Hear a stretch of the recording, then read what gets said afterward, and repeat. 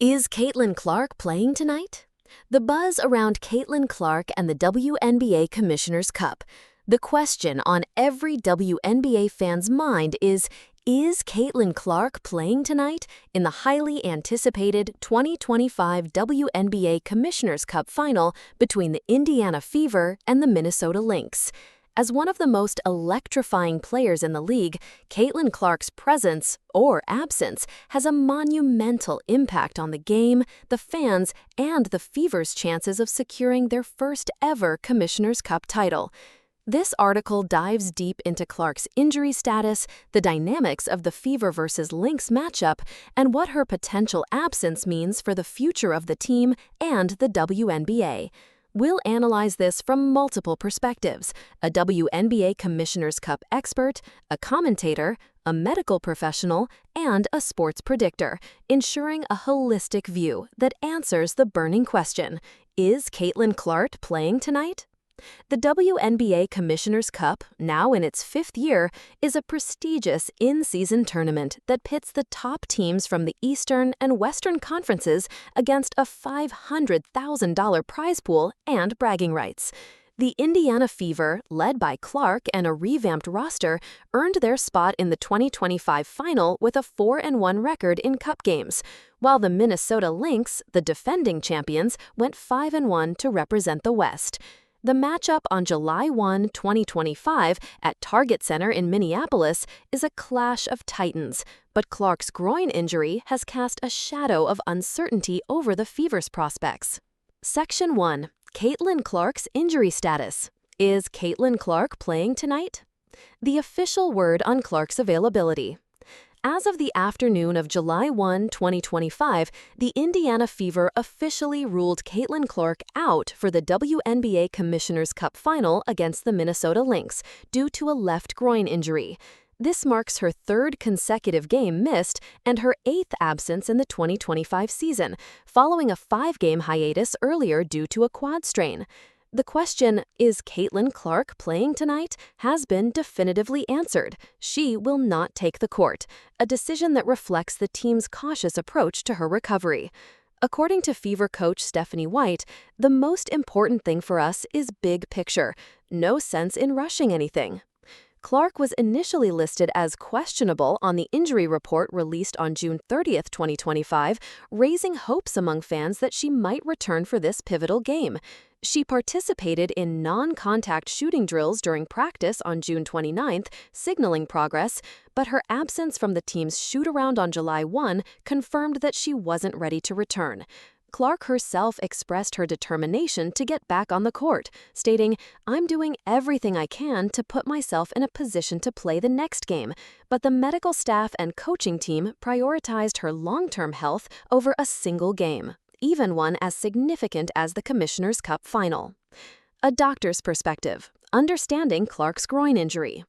From a medical standpoint, a groin strain, like the one sidelining Clark, is a common but tricky injury for athletes. The groin muscles, or adductors, are critical for movements like sprinting, cutting, and lateral agility, key components of Clark's fast-break, high-tempo playing style. A strain occurs when these muscles are overstretched or torn, often due to sudden movements or repetitive stress. Clark's injury was first reported after against the Seattle Storm on June 24, where she took an awkward fall. As a doctor, I'd classify Clark's injury as likely a Grade 1 or Grade 2 strain, given the day-to-day designation and her ability to engage in limited practice. Grade 1 strains involve minor tearing and typically require 1 to 2 weeks of rest, while Grade 2 strains with more significant damage may take 2 to 4 weeks. The Fever's cautious approach suggests they're avoiding setbacks, as rushing recovery could lead to chronic issues or compensatory injuries, e.g. to the hip or knee. Clark's history of a quad strain earlier in the season indicates she's been battling the physical toll of a demanding sophomore campaign, and the medical staff is likely using imaging, e.g. MRI, and functional tests to monitor her progress. The decision to rule Clark out for the Commissioner's Cup final aligns with best practices in sports medicine. The game, while high profile, doesn't count toward the WNBA regular season, and with a grueling 5-game homestand starting July 3rd against the Las Vegas Aces, preserving Clark for the long haul is paramount. Fans asking, "Is Caitlin Clark playing tonight?" should understand that her absence is a strategic move to ensure she returns at full strength. As a WNBA Commissioner's Cup expert, let's break down the tournament's importance and why Clark's absence is such a focal point.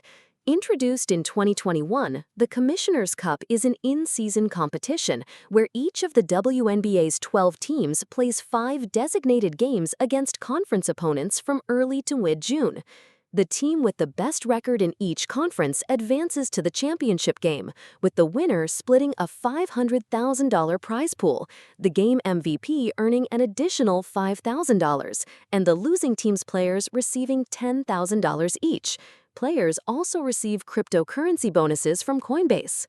The Indiana Fever earned their first ever Commissioner's Cup final berth with a 4-1 record, including a standout 88-70 win over the Connecticut Sun on June 17th, where Clark contributed 20 points and 6 assists.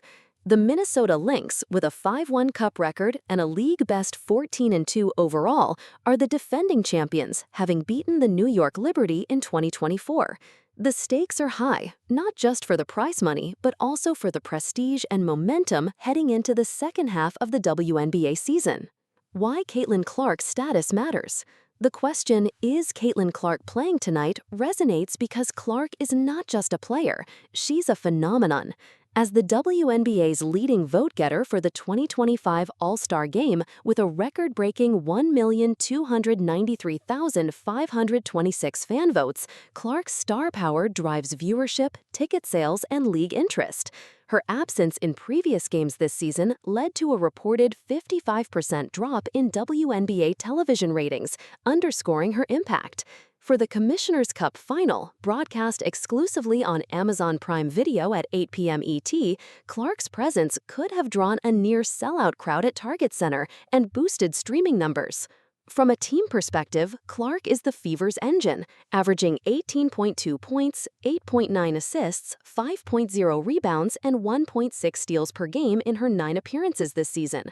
Her ability to stretch defenses with her long-range shooting, despite a recent 1-for-23 slump from 3, and lead the fast break, though the Fever rank 11th in fast break points at 10.1 per game, makes her indispensable. Without her, the Fever's 3-4 record in her absence shows they can still compete, but against a juggernaut like the Lynx, her absence is a significant blow.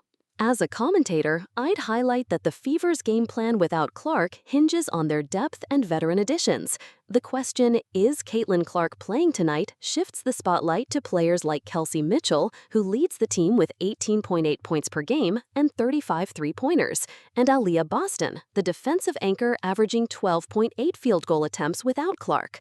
Mitchell's 32-point performance in a 94-86 win over the Dallas Wings on June 27th proves she can carry the scoring load, while Boston's recent 78% shooting efficiency over 4 games suggests she's ready for a breakout. Other key contributors include Lexi Hull, 50% from 3 on 22 of 44, Ari McDonald, recently signed for her quickness, and veterans like Dawana Bonner, Natasha Howard, and Sydney Colson, who bring playoff experience. However, the Fever's defense, which allows 80.1 points per game and has a 100.2 defensive rating, will be tested against the Lynx's elite offense, 36.3% from 3, 12.6 fast break points per game, and defense, 74 points allowed, 93.9 defensive rating. The Lynx, led by all-star captain Nafessa Collier, are a roaring, fang-bearing nightmare for opponents. Collier, averaging 1.8 steals and 1.5 blocks while shooting near 50-40-90, is a lock for game MVP if she dominates.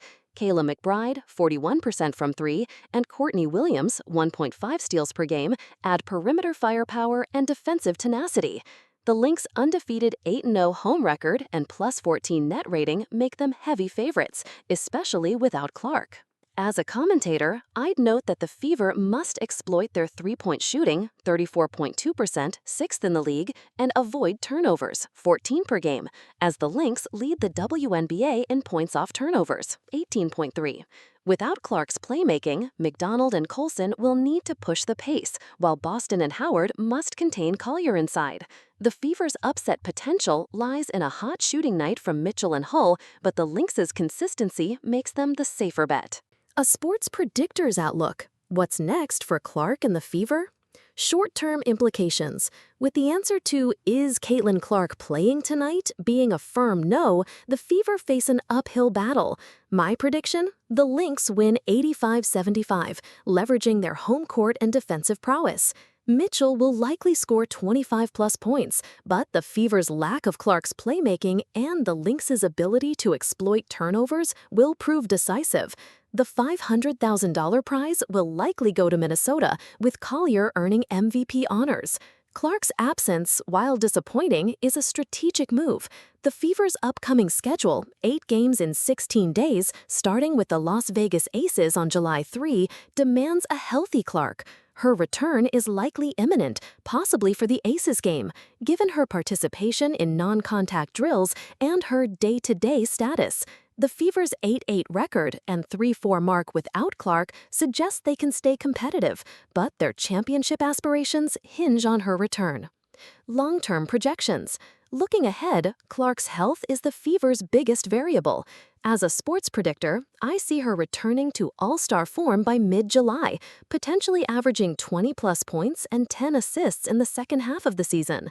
Her groin injury, while limiting, isn't career-threatening, and the Fever's cautious approach should prevent chronic issues. The team's offseason additions, Bonner, Howard, Colson, and Cunningham, position them as playoff contenders, but they need Clark to challenge top teams like the Liberty and Aces. The WNBA's growth, fueled by Clark's star power, will continue. Her record-breaking All-Star votes and the ratings dip in her absence highlight her role as a league ambassador.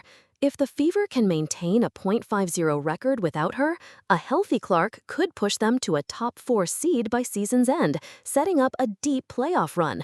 However, the team must address defensive inconsistencies, 42.9% opponent shooting, and improve fast break efficiency to maximize Clark's impact. Section 5. The broader impact. Clark's influence on the WNBA. A cultural phenomenon. Beyond the question, "Is Caitlin Clark playing tonight?" Clark's influence transcends the court. Her rookie season in 2024 saw the Fever snap a 7-year playoff drought, and her sophomore campaign has elevated expectations. Fans like Chris Garrity, whose daughters were sad not to see her play but still attended games, show her ability to inspire the next generation. Ticket prices for Fever games spike when Clark plays, with seats in Chicago's United Center jumping from $57 to $267.95 for games she's expected to appear in. Challenges and resilience. Clark's injury-plagued 2025 season, missing 8 of 16 games, has tested her resilience. Her recent struggles, 27.7% shooting, 1 for 23 in her last 3 games, show she's human, but her 8.9 assists per game, second in the WNBA, proves her value as a playmaker. The Fever's decision to prioritize her recovery reflects a shift toward player health in the WNBA, a league where stars like Clark drive revenue and growth. Conclusion. The road ahead. The question, "Is Caitlin Clark playing tonight?" has a clear answer. For the WNBA Commissioner's Cup final on July 1, 2025, she's out with a groin injury. But this is just one chapter in Clark's story. The Fever's cautious approach ensures she'll return stronger, likely for their July 3 game against the Aces. The Lynx are poised to repeat as champions, but the Fever's depth gives them a fighting chance. Clark's absence highlights her importance to the team and the league, but it also showcases the Fever's resilience and the WNBA's growing depth. For fans searching, "Is Caitlin Clark playing tonight?" the disappointment is real, but the bigger picture is promising. Clark's star will continue to rise, and the Fever are building a contender around her. Stay tuned to Amazon Prime Video for the Commissioner's Cup final, and follow Clark's recovery as she aims to lead Indiana to greater heights in 2025.